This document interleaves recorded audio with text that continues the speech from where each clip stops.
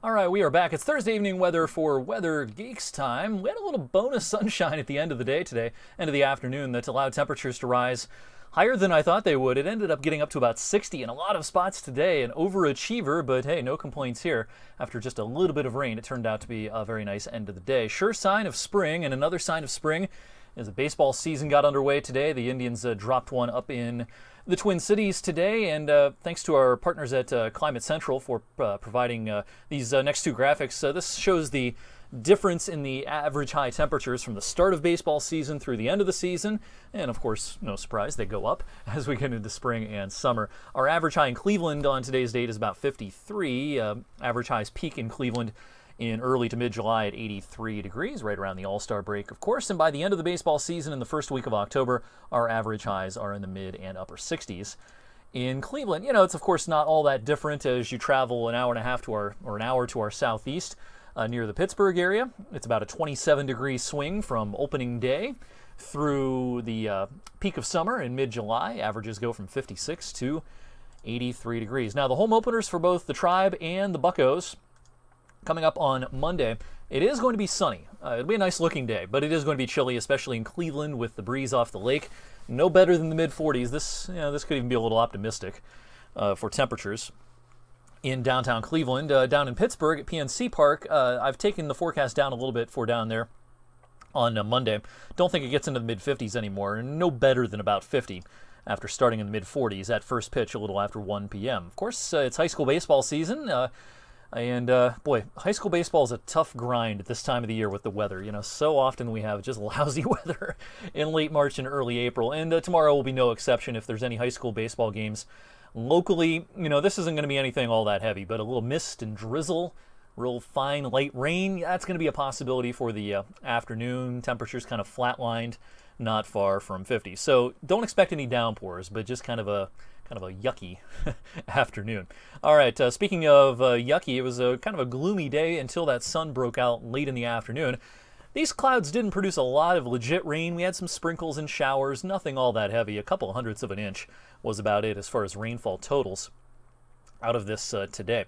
Our rainmaker for tomorrow, the beginnings of it, right out here. We have a stalled front and some moisture gathering around the St. Louis area, and this will start tracking our way as we go into the day tomorrow and setting the stage for a wet start to the upcoming weekend. Spring is trying to do its thing in a lot of places. Pretty sharp front out here, of course, but south and east of that front, lots and lots of 70s.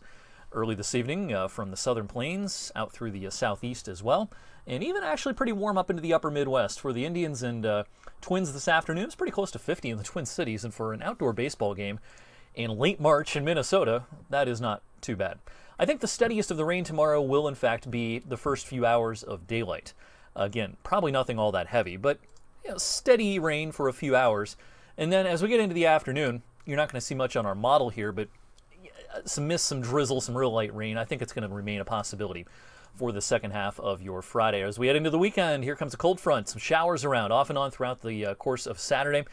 This just, I wouldn't say it's a total washout, but I think the rainy hours will outnumber the dry hours on Saturday. And we've been talking about how we're likely to see some snowflakes later Saturday night and in the wee hours of Sunday morning. Still don't think this is really anything all that impactful around here. Could there be a slushy inch or two, maybe up towards Erie, Jamestown, maybe up towards Buffalo? Can't rule that out.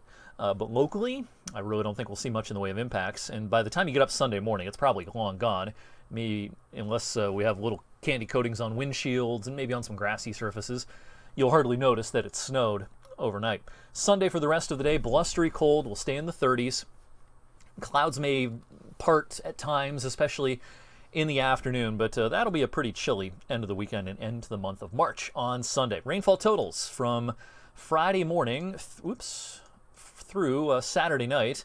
Never mind the RPM taking a nosedive here. Let's focus on the other ones. I think a good average will be about 3/4 of an inch to an inch or so. The NAM and the GFS are a little higher. I think that's a little bit of a stretch.